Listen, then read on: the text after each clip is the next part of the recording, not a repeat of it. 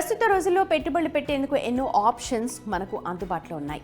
వీటిల్లో స్టాక్ మార్కెట్లు, మ్యూచువల్ ఫండ్ల వంటివి ఉన్నప్పటికీ ఇవి కాస్త రిస్క్తో కూడుకున్నవి. అందుకే దీంట్లో పెట్టుబడులు పెట్టేందుకు కాస్త ఆలోచిస్తారు. అయితే కేంద్ర ప్రభుత్వ పథకాల్లో పెట్టుబడులు పెట్టేందుకు ఆసక్తి చూపిస్తుంటారు. వీటిల్లో చాలా వరకు పోస్ట్ ఆఫీస్లో అందుబాటులో ఉంటాయి. ఇక్కడ చిన్న మొత్తాల పెట్టుబడులు పెట్టేందుకు ఆస్కారం ఉంటుంది. ఇంకా స్థిర వడ్డీ లభిస్తుంది. కేంద్ర ప్రభుత్వం మద్దతు ఉంటుంది కాబట్టి గ్యారంటీ రిటర్న్స్ ఆశించవచ్చు.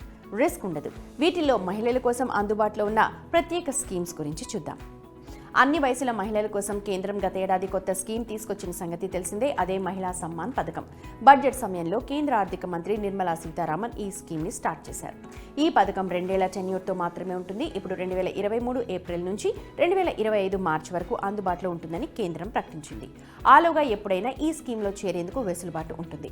మహిళలు నేరుగా ఈ స్కీమ్లో చేరొచ్చు, లేదా మైనర్ బాలిక ఉంటే గార్డియన్గా వీరి పేరు మీద అకౌంట్ ఓపెన్ చేయొచ్చు. దాదాపు అన్ని బ్యాంకులు, పోస్ట్ ఆఫీసులు ఈ స్కీమ్ ఆఫర్ చేస్తున్నాయి.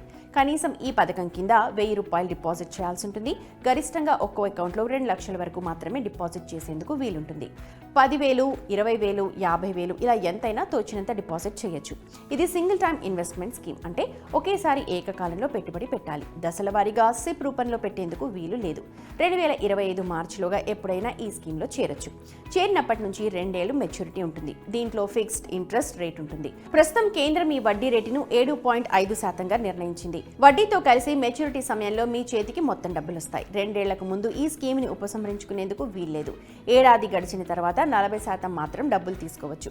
ఈ స్కీమ్లో గరిష్ట పెట్టుబడి అయిన 2 లక్షలు ఒకేసారి డిపాజిట్ చేస్తే 7.50% వడ్డీ ప్రకారం 2.5 ఏళ్లకు చేతికి 2.32 లక్షలు వస్తాయి. అదే ₹1,00,000 డిపాజిట్ చేసినట్లయితే 2 ఏళ్ల తర్వాత మీ చేతికి ₹1,16,022 వస్తాయి.